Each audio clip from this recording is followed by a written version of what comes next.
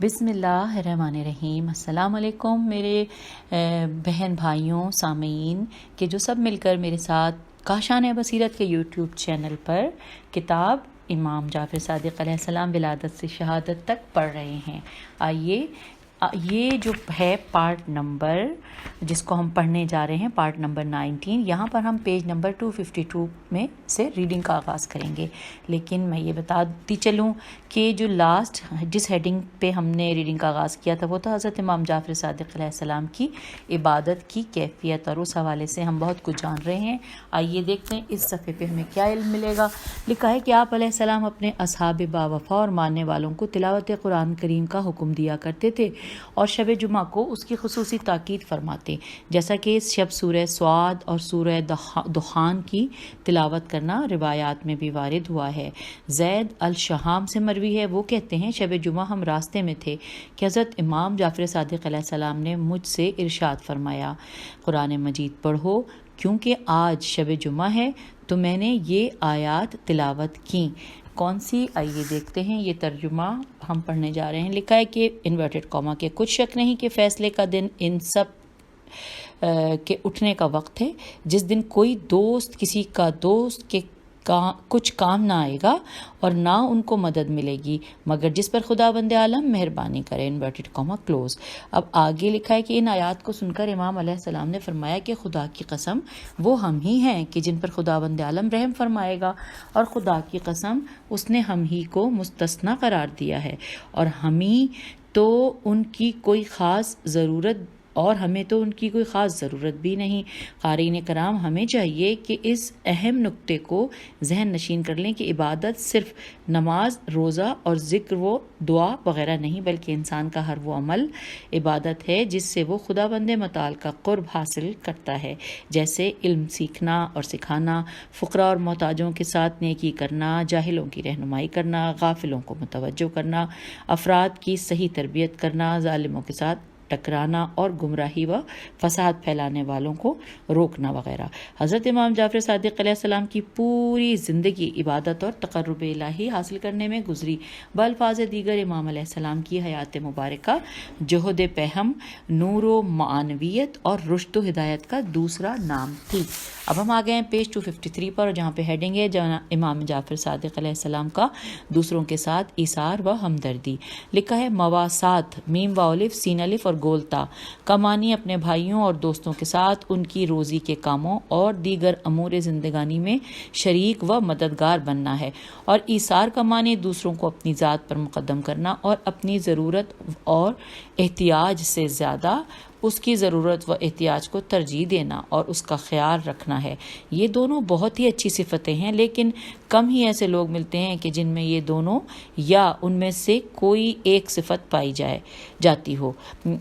نیز یہ ہر دو صفات خلاق عالم کو بھی بہت پسند ہیں، جیسا کہ وہ اپنے بعض بندوں کا وصف بیان کرتے ہوئے ارشاد فرماتا ہے کہ اب یہاں پہ عربی ہے لیکن کیونکہ اس کے اعراب جو ہیں وہ تھوڑا سا ہیں، لیکن بہرحال کوشش تو میں کر لیتی ہوں۔ وَيُسِرُّونَ عَلَىٰ أَنفُسِهِمْ وَلَوْ كَانَ بِهِمْ خَصَاصَةٌ۔ اور ایک اور مقام پر پروردگار نے ارشاد فرمایا کہ وَيُطْعِمُونَ الطَّعَامَ عَلَىٰ حُبِّهِ مِسْكِینًا وَیَتِیمًا وَاسِیرًا۔ یہ واضح امر ہے کہ اولیاء الہی آداب خداوندی کے پابند اور ان صفات حمیدہ سے متصف ہوتے ہیں، بلکہ تقرب الہی کے حصول کی خاطر ایسے بزرگوار ان صفات کو اپنی زندگی کا جزو لا ولا نیفق قرار دیتے ہیں۔ اچھا، اب ہو سکتا ہے میں نے یہ غلط پڑھا ہو، میں لکھ رہی ہوں جیم زے واو لام الف یہ نون فے کاف، یہ میں نے ہجے کر دی۔ لکھا ہے ہم اکثر اولیاء کی زندگی میں ایسے بہت سے فضائل پاتے ہیں اور ظاہر ہے کہ انہوں نے یہ فضائل و مراتب اپنے دلوں کی طہارت، اپنے نفسوں کی شرافت اور اپنے ضمائر کی قدست کی بدولت حاصل کیے ہیں، کیونکہ پاکیزہ نفسوں والے محرموں اور محتاجوں کی طرف دیکھ کر دنیا کی نعمتوں سے منہ پھیر لیتے ہیں۔ اگلا پیراگراف ہے قارئین کرام، مولائے کائنات علی علیہ السلام کے درج ذیل فرمان میں غور فرمائیے۔ آپ علیہ السلام ارشاد فرماتے ہیں انورٹڈ کاما کہ اگر میں چاہوں تو خالص شہد، عمدہ قسم کی گندم اور بہترین ریشم کا لباس اپنے لیے مہیا کر سکتا ہوں، لیکن ایسا ہونا بہت بعید ہے کہ میری خواہش مجھ پر غالب آ جائے اور میرا دل مجھے طرح طرح کے کھانوں کے انتخاب کی طرف لے جائے، کیونکہ ممکن ہے کہ حجاز یا یمانہ میں کوئی ایسا شخص بھی ہو پیج 254 ایسا شخص بھی ہو کہ جسے روٹی کی کوئی طمع نہ ہو اور نہ ہی پیٹ بھر کر کھانا اس کی منشا ہو، یا ہو سکتا ہے کہ میں تو پیٹ بھر کر رات گزاروں لیکن میرے آس پاس کے لوگ بھوکے پیٹ ہوں اور ان کے دل کھانے کی تمنا میں رات بسر کریں، یا میں اس شخص کی مانند ہو جاؤں کہ جس کا حال ایک شاعر نے اس شعر میں یوں کہا ہے۔ آئیے ہم ترجمہ پڑھتے ہیں کہ انورٹڈ کاما تمہارے لیے یہی مرض کافی ہے کہ تم پیٹ بھرے رات بسر کرو جبکہ تمہارے آس پاس کے لوگ دوسرے ضرورت بھر خوراک کو ترس رہے ہوں، انورٹڈ کاما کلوز۔ سامعین، یہ پڑھ کر میرے دل ایسے کر کے ہل گیا کیونکہ واقعی ہم بھی تو پیٹ بھر کے کھانا کھا کے سو جاتے ہیں۔ بہرحال ہمیں غور کرنا ہے اور سوچنا ہے، یہ بڑی غور طلب بات ہے۔ آئیے آگے چلتے ہیں کہ کیا میں اسی پر مطمئن ہو جاؤں کہ مجھے امیر المومنین کہا جاتا ہے اور لوگوں کے ساتھ زمانے کی سختیاں سہنے میں شریک نہ ہوں، یا میں ان کے لیے اپنی زندگی میں بڑا برا نمونہ پیش کروں؟ جان لو کہ مجھے اس لیے نہیں خلق کیا گیا کہ میں صرف بندھے ہوئے جانوروں کی مانند کھانے میں لگا رہوں کہ جن کا سارا ہم و غم چارہ چرنا ہوتا ہے، یا کھلے چھوڑے جانوروں کی طرح گھاس پھوس کی تلاش میں مصروف رہوں۔ یہ تھے چند وہ کلمات کہ جو سید العرب والعجم، عظیم الازما، ابو الائمہ، سید العطرت امیر المومنین علی علیہ السلام نے اپنی ذات کے بارے میں اپنی قلم سے بیان فرمائے، اور تاریخ نے آپ علیہ السلام کے اس کلام کی تصدیق کی۔ آپ علیہ السلام زاہدوں کے سردار تھے، حتیٰ کہ ایثار و ہمدردی اور زہد ورع میں آپ علیہ السلام کی حیات مبارکہ بطور مثال و نمونہ پیش کیا جاتا تھا۔ اب آگے پیراگراف میں لکھا ہے کہ میں یہاں امیر المومنین علی علیہ السلام کے ایثار و ہمدردی اور دوسروں حتیٰ کہ اپنے غلام حضرت قمبر رضی اللہ کو بھی اپنی ذات پر ترجیح دینے کو بیان کر کے بات کو لمبا نہیں کرتا، کیونکہ یہ باتیں اپنے اپنے مقام پر تفصیل کے ساتھ موجود ہے۔ یہاں ہم امام علیہ السلام کے اس کلام کو بطور مقدمہ و تمہید پیش کیا ہے۔ دوبارہ پڑھتی ہوں، یہاں ہم نے امام علیہ السلام کے اس کلام کو بطور مقدمہ و تمہید پیش کیا ہے۔ چلیے اب اگلے صفحے پر لکھا ہے کہ جو کہ 255 لکھا ہے، معزز قارئین، حضرت امام جعفر صادق علیہ السلام بھی اسی پاکیزہ شجر کی ایک ثمرآور شاخ تھے، لہٰذا عجب نہیں کہ ان کی حیات مبارکہ میں بھی ان فضائل کی جھلک نظر آئے، کیونکہ وہ انہی کے بیٹے ہیں اور ان کی نسل میں انہی کا خون ہے، جیسا کہ درج ذیل احادیث سے اس کی صراحت ملتی ہے۔ لکھا ہے امام علیہ السلام علیہ السلام کے کسی صحابی نے آپ علیہ السلام کی خدمت میں عرض کیا، قربان جاؤں، مجھے خبر ملی ہے کہ آپ علیہ السلام نے عین زیاد کے غلے میں کوئی کام کیا تھا، میں اس کا ذکر آپ علیہ السلام کی زبانی کچھ سننا چاہتا ہوں۔ آپ نے ارشاد فرمایا، ہاں سنو، انورٹڈ کاما، جب پھل پک جاتے ہیں تو میں حکم دیتا تھا کہ باغ کی دیواریں گرا کر راستہ کھول دیا جائے تاکہ لوگ آئیں اور پھلوں کو کھائیں۔ میں حکم دیا کرتا تھا کہ ہر روز پھلوں کے 10 برتن رکھے جائیں اور ہر برتن پر 10 افراد کو بٹھایا دیا جائے اور انہیں پھل پیش کیے جائیں، اور جب وہ 10 سیر ہو جائیں تو اس برتن پر دوسرے 10 افراد کو پھل پیش کیے جائیں۔ وہاں ہر شخص کو ایک مد، میم پہ پیش ہے اور دال مد یعنی تقریباً 3 پاؤ، آگے انورٹڈ کاما لکھا ہے، کھجوریں پیش کی جاتی تھیں، اور اس میں باغ کے پاس رہنے والے تمام لوگوں، بوڑھوں، بچوں، مردوں، عورتوں اور مریضوں اور محتاجوں میں سے ہر ایک شخص کو ایک مد یعنی کہ تقریباً 3 پاؤ کھجوریں پیش کرنے کا حکم دیتا تھا۔ پھر اگلے پیراگراف پہ لکھا ہے کہ اور جب کھجوریں خشک ہو جاتی ہیں تو میں وہاں باغ کے مزدوروں، نگہبانوں اور دوسرے لوگوں کو ان کی اجرت کے طور پر کھجوریں دیتا جو بچ جاتی، انہیں مدینہ لے جا کر خاندان کے با اثر افراد اور دوسرے مستحق لوگوں میں ان کی اہلیت و قابلیت کے حساب سے تقسیم کر دیتا تھا۔ مثلاً کسی کو اونٹنیوں کا بار، کسی کو 3 بار کسی کو 3، کسی کو کم اور کسی کو زیادہ۔ اس کے بعد باقی کھجوروں کو فروخت کر کے مجھے 400 دینار حاصل ہوئے تھے، جبکہ اس کا غلہ 4000 دینار کا ہوتا تھا۔ ہم اپنے اگلا پیراگراف ہے، ہم اپنے قارئین کی سہولت کے لیے اس حدیث کی مختصر سی شرح بیان کرتے ہیں۔ آئیے پڑھتے ہیں۔ لکھا ہے انورٹڈ کاما میں کہ حضرت امام جعفر صادق علیہ السلام کا مدینہ سے باہر ایک باغ تھا جسے عین یہ نون زیاد۔ اس باغ میں بہت زیادہ کھجوروں کے درخت تھے۔ پیج 256 درخت تھے۔ جب کھجوریں پک کر تیار ہو جاتی ہیں تو امام علیہ السلام اس باغ کی بعض دیواروں کو گرا دینے کا حکم صادر فرماتے تاکہ ہر کسی کے لیے باغ میں آنا آسان ہو جائے۔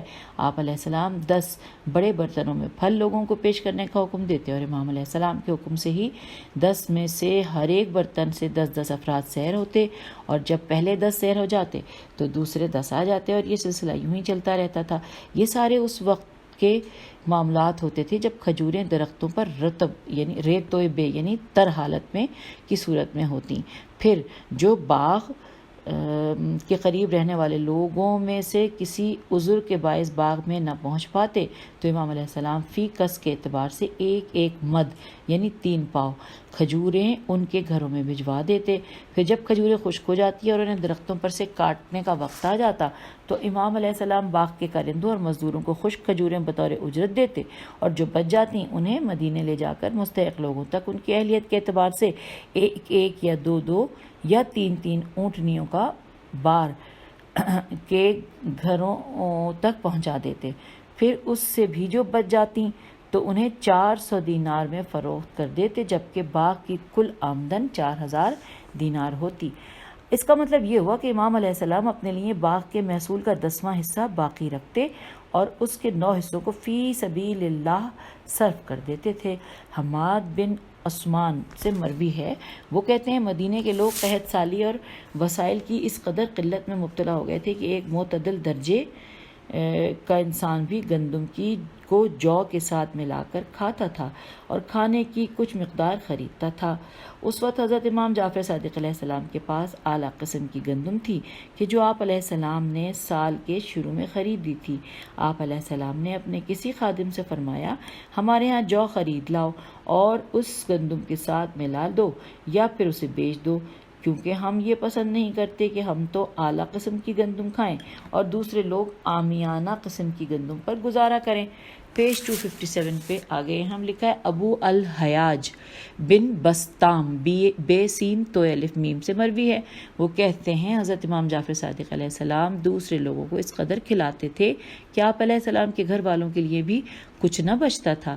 اب آخری پیراگراف لکھا ہے کہ قارئین کرام، ہم امام علی مقام علیہ السلام کے لوگوں کے ساتھ ہمدردی و اظہار کے انہی واقعات کو بیان کرنے پر اکتفا کرتے ہیں، اور حقیقت میں ایسے ہی واقعات سے انسان کی روح و ایمان کے زندہ ہونے اور خیر و خوبی کا خواہاں ہونے کا پتہ لگایا جا سکتا ہے۔ سامعین، یوں ہم نے یہاں پر اس چیپٹر کو مکمل پڑھ لیا۔ اب ہم پیج 258 کے اوپر نیا چیپٹر جس کی ہیڈنگ ہے حضرت امام جعفر صادق علیہ السلام اور انسانوں کے حقوق، یہ پڑھنے جا رہے ہیں۔ آئیے مل کر پڑھتے ہیں۔ لکھا ہے جب ہم صادق آل محمد علیہ السلام کی حیات مبارکہ کا مطالعہ کرتے ہیں تو اس میں انسانیت کے ساتھ محبت کے بہت سے نمونے ملتے ہیں کہ جو امام علیہ السلام کی اعلیٰ نفسیت اور پاکیزہ روح کے آئینہ دار ہیں۔ ہم ان میں سے بعض کو احباب کی نظر کرتے ہیں، میں دوبارہ پڑھتی ہوں، ہم ان میں سے بعض کو آپ احباب کی نظر کرتے ہیں۔ تو آئیے سامعین ہم آگے پڑھتے ہیں۔ لکھا ہے مصادف میم صاد الف دال فے سے مروی ہے، وہ کہتے ہیں کہ میں مکہ اور مدینہ کے درمیان حضرت امام جعفر صادق علیہ السلام کے ساتھ تھا۔ ہمارا گزر ایک شخص کے پاس سے ہوا، وہ ایک درخت کے نیچے بے خود پڑا ہوا تھا۔ امام علیہ السلام نے مجھ سے فرمایا کہ چلو اس کے پاس جاتے ہیں۔ میں سمجھ رہا تھا کہ وہ شخص پیاس سے نڈھال ہے۔ جب ہم اس کے پاس پہنچے اور اسے دیکھا تو وہ قبیلہ فرسان فیر سین الف نون کا ایک لمبے بالوں والا شخص تھا۔ میں نے اس سے پوچھا کیا تو پیاسا ہے؟ وہ بولا جی میں پیاسا ہوں۔ امام علیہ السلام نے مجھ سے فرمایا اے مصادق، سواری سے نیچے اتر اور اسے پانی پلا۔ امام علیہ السلام کے حکم پر میں سواری سے اترا اور اسے سیراب کیا، پھر میں گھوڑے پر سوار ہوا اور ہم وہاں سے چل پڑے۔ میں نے راستے میں امام علیہ السلام سے پوچھا مولا یہ تو نصرانی تھا تھا، آپ علیہ السلام نے اسے سیراب کرنے کا حکم کیوں دیا؟ امام علیہ السلام نے ارشاد فرمایا جب یہ اس حالت میں ہوں تو ان کی مدد کی جا سکتی ہے۔ شعیب سے مروی ہے، وہ کہتے ہیں کہ ہم نے امام علیہ السلام کے باغ میں کام کرنے کے لیے کچھ مزدوروں کو کرائے پر لیا۔ ان کے کام کا وقت عصر تک تھا۔ جب وہ کام سے فارغ ہوئے تو امام علیہ السلام نے متعمیم تے عین بے سے فرمایا کہ ان کا پسینہ خشک ہونے سے پہلے ان کی اجرت ادا کر دو۔ سامعین ہم آگے ہیں پیج 259 پہ، لکھا ہے یہ حدیث دلالت کرتی ہے کہ امام علی مقام علیہ السلام لوگوں کے حقوق، اموال اور کاموں کا بڑا اہتمام فرمایا کرتے تھے، بلکہ امام علیہ السلام تو ہر اس کام سے بھی اجتناب کرتے تھے کہ جو لوگوں کی اذیت کا موجب ہوتا تھا، خواہ وہ کام شرعاً مستحب ہو، مستحسن ہی کیوں نہ ہو، جیسا کہ درج ذیل حدیث مبارکہ میں آیا ہے۔ اب اگلے پیراگراف میں لکھا ہے کہ حماد بن عثمان سے مروی ہے، وہ کہتے ہیں ایک شخص مکے میں بنی امیہ کا غلام تھا، اسے ابن ابی عوانہ عین واولف نون ہے کہا جاتا تھا۔ وہ آل نبی علیہ السلام کا بڑا دشمن تھا۔ جب بھی امام علیہ السلام یا آل محمد علیہ السلام کا کوئی بھی بزرگ فرد مکہ آتا تو یہ اسے اپنی بد زبانی سے ایذا پہنچاتا تھا۔ ایک دفعہ کا ذکر ہے کہ امام علیہ السلام بہت بیت اللہ کا طواف کر رہے تھے تو وہ آپ علیہ السلام کے پاس آ کر کہنے لگا کہ یا ابا عبداللہ، حجر اسود کو بوسہ دینے کے متعلق آپ کی کیا رائے ہے؟ امام علیہ السلام نے فرمایا یہ رسول اللہ صلی اللہ علیہ وآلہ وسلم کے عمل سے ثابت ہے۔ اس پر وہ کہنے لگا کہ مگر میں نے تو آپ کو اسے بوسہ دیتے نہیں دیکھا۔ امام علیہ السلام نے فرمایا مجھے یہ پسند نہیں کہ میں کسی ضعیف کو اذیت دوں یا خود اذیت میں مبتلا ہو جاؤں۔ وہ بولا آپ علیہ السلام تو گمان یہ تھا کہ رسول اللہ صلی اللہ علیہ وآلہ وسلم کے عمل سے ثابت ہے۔ امام علیہ السلام نے اسے جواب دیا ہاں یہ بات درست ہے، مگر جب لوگ رسول اللہ صلی اللہ علیہ وآلہ وسلم کو دیکھتے تھے تو وہ ان کے حق کی پہچان رکھتے تھے، جبکہ میرے حق کا لحاظ کوئی بھی نہیں کرتا۔ اچھا آئیے سامعین اب اگلی ہیڈنگ کو پڑھتے ہیں۔ لکھا ہے حضرت امام جعفر صادق علیہ السلام ایک بہترین مربی۔ لکھا ہے حضرت امام جعفر صادق علیہ السلام نے لوگوں میں بہترین علم اور پاکیزہ فقہ کی ترویج کی۔ آپ علیہ السلام نے انہیں علم و معرفت کے حصول اور امور دین کی سمجھ بوجھ پر ابھارا اور ان کی تربیت اتنے احسن انداز میں فرمائی کہ آپ علیہ السلام کے شاگردوں میں سے ایک جماعت تشکیل پائی جس پر تاریخ اسلام آج تک فخر کرتی نظر آتی ہے، اور آپ علیہ السلام کے ان شاگردوں کی زندگیوں کے ہر معاملے میں آپ کی تربیت کی ایک واضح جھلک دکھائی دیتی ہے۔ ان بزرگواروں نے آپ علیہ السلام کی تعلیمات پر عمل کر کے ایمان و تقوی، علم و عبادت، حکمت و معرفت اور طہارت و نزاہت میں نہایت بلند مقام حاصل کیا۔ ہم نے ان کے بارے میں موسوعہ امام صادق علیہ السلام میں مستقل طور پر تفصیل کے ساتھ بحث کی ہے۔ اچھا سامعین یہ بھی بتا دوں کہ یہ جو موسوعہ میم واو سین واو این ہے امام صادق علیہ السلام لکھا ہے، یہ انورٹڈ کاما میں ہیں۔ اور اب ہم پیج 260 پر ہیں اور اگلی ہیڈنگ پڑھنے جا رہے ہیں کہ جس کا نام ہے کہ حضرت امام جعفر صادق علیہ السلام کی فصاحت و بلاغت۔ آئیے پڑھتے ہیں۔ لکھا ہے کہ جہاں تک امام علیہ السلام کی فصاحت و بلاغت کا تعلق ہے تو یہ آپ علیہ السلام کی فطرت و طبیعت کا حصہ تھی۔ آپ علیہ السلام جب بھی گفتگو فرماتے تو وہ مکمل طور پر فصیح و بلیغ اور سامع کے معیار سماعت کے مطابق ہوتی تھی۔ آپ علیہ السلام کے اپنے شیعوں کو لکھے گئے خطوط و مواعظ اور آپ علیہ السلام کے کلمات قصار حکم و معرفت کا خزانہ تھے اور لوگوں کے ان کے مسائل کے حل کی طرف رہنمائی کرتے تھے۔ آپ علیہ السلام کے کمال میں لوگوں کی زندگیوں کے مختلف پہلوؤں سے درپیش مسائل کا حل موجود تھا کہ جو اسرار حیات، اسلوب معیشت، عقائد، اجتماعات اور انفرادیت کے متعلق ہوتے تھے۔ اگر یہ کہوں تو غلط نہ ہوگا کہ امام علی مقام علیہ السلام نے اپنے کلام میں زندگی کے سارے پہلوؤں کے بارے میں بتایا اور ان میں بہتر طریقے کو اختیار کرنے اور قابل فہم امور کو سمجھنے کا ذکر کیا، اور اپنے ان مواعظ و کلمات کی بدولت آپ علیہ السلام نے وہ بلند مقام حاصل کیا ہے کہ جو کسی بھی بڑے فلسفی، عظیم ترین مرشد اور لائق ترین مربی کو حاصل نہ ہوا۔ حالانکہ امام علیہ السلام کی زبان مبارک سے نکلے ہوئے کلام کے ایک بیشتر حصے کو محفوظ نہیں کیا جا سکا، کیونکہ جو ہم تک پہنچا ہے یہ امام علیہ السلام کا کلام صرف اسی مقدار میں منحصر ہے۔ علاوہ عظیم مذہب شیعہ کی بہت سی علمی میراث کو جلا دیا گیا اور دریا برد کر دیا گیا، اور یہ امت اسلامیہ پر گرنے والی مصیبتوں میں سے ایک بڑی مصیبت و آفت تھی۔ اب آئیے آگے چلتے ہیں، اگلی ہیڈنگ ہے حضرت امام جعفر صادق علیہ السلام ایک مضبوط علمی شخصیت۔ ان کے بارے میں آئیے ہم جانتے ہیں۔ لکھا ہے کہ امام عالی مقام کی شخصیت کا مطالعہ ہم ہزاروں حدیثوں اور تاریخی نصوص سے کر سکتے ہیں۔ پیج 261 لکھا ہے، امام علیہ السلام ایک مضبوط شخصیت اور قوی روح کے مالک تھے۔ امام علیہ السلام مصیبتوں اور حوادث کا ڈٹ کر مقابلہ کرنے والے اور تکالیف پر صبر کرنے والے تھے۔ آپ علیہ السلام اپنے عقائد میں پہاڑوں سے زیادہ مضبوط اور اپنی روش فکر و عمل میں بالکل سیدھے بلکہ مجسم صراط مستقیم تھے۔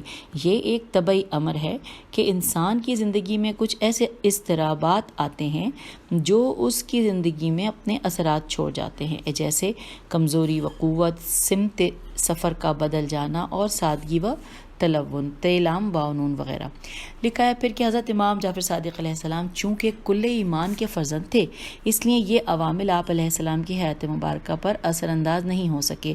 آپ علیہ السلام اپنے رب پر پختہ ایمان رکھتے تھے اور دلوں کو دہلا دینے والے مصائب و آلام پر اسی کی ذات پر توکل کرتے اور اسی کے سامنے دست دعا بلند فرماتے۔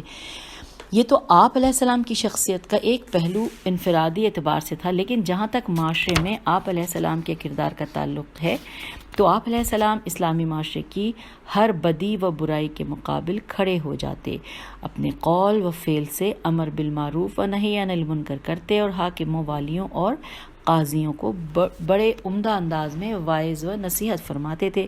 امام علیہ السلام کو حاکموں اور بادشاہوں کا خوف و دبدبہ بھی احقاق حق و ابطال باطل سے نہیں روک سکتا تھا، کیونکہ آپ علیہ السلام کو اس بات کا ذرہ برابر بھی خوف نہیں ہوتا تھا کہ حق بات کہنے سے ظالموں کے دلوں میں میرے لیے رحم ختم ہو جائے گا۔ اسی لیے جب آپ علیہ السلام سے منصور دوانیقی نے پوچھا خداوند متعال نے مکھی کو کیوں خلق فرمایا، تو آپ علیہ السلام نے اسے یہ جواب دیا تاکہ خدا اس کے ذریعے ظالم و جابر حکمرانوں کو ذلیل کرے۔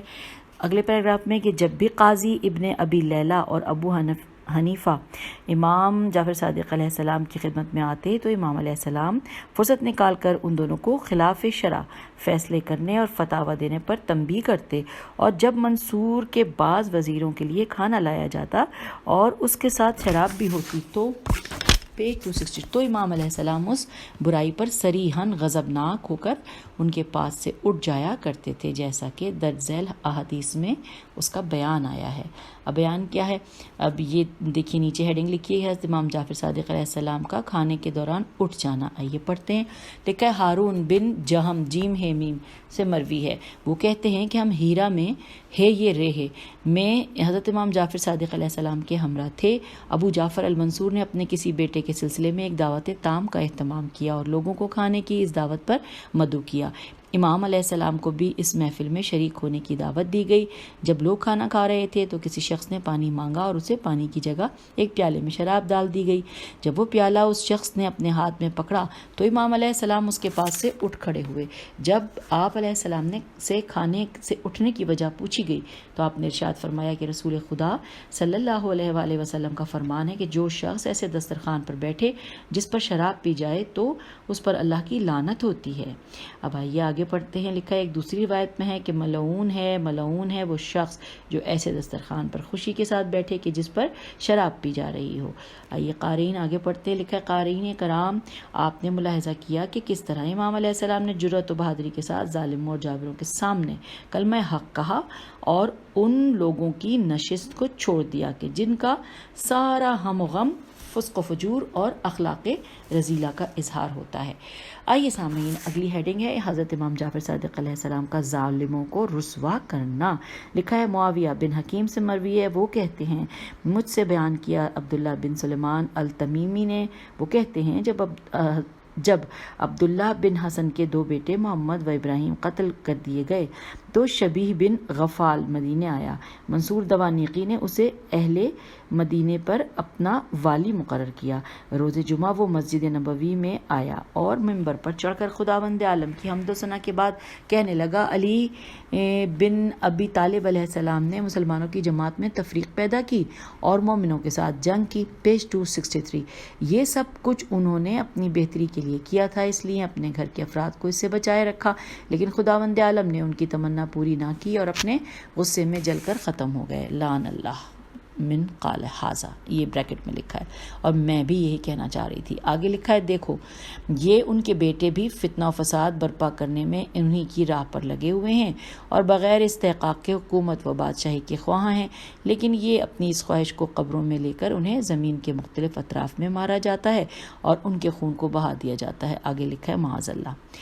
اب نیچے لکھا ہے، راوی کہتا ہے کہ اس خبیث کی یہ باتیں مسجد میں موجود لوگوں کو انتہائی ناخوشگوار لگیں، لیکن مارے خوف کے ان میں سے کوئی بھی اس کے خلاف ایک لفظ تک نہ بول سکا۔ اس پر ایک شخص کھڑا ہوا اور وہ معززانہ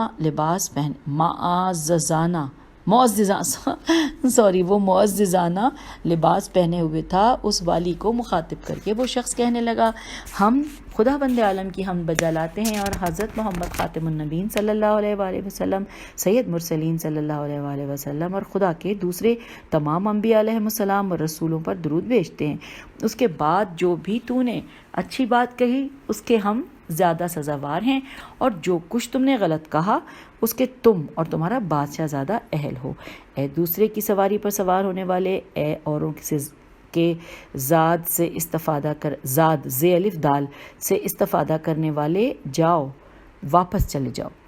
پھر وہ شخص لوگوں کی طرف متوجہ ہو کر کہنے لگا، کیا میں تمہیں اس شخص کے بارے میں نہ بتاؤں کہ جس کے اعمال کا پلڑا قیامت کے روز ہلکا ہوگا اور جو کھلے خسارے میں ہوگا؟ سنو، وہ یہی فاسق ہے کہ جو اپنی آخرت کو دوسرے کی دنیا کے بدلے بیچ رہا ہے۔ اس شخص کی باتیں سن کر لوگ خاموش ہو گئے اور منصور کا مقرر کردہ والی بغیر کچھ کہے مسجد سے چلتا بنا۔ اب آگے لکھا ہے، میں نے لوگوں سے اس شخص کے بارے میں پوچھا تو مجھے جواب ملا کہ یہ حضرت امام جعفر بن محمد بن الحسین بن علی بن ابی طالب علیہ السلام ہیں۔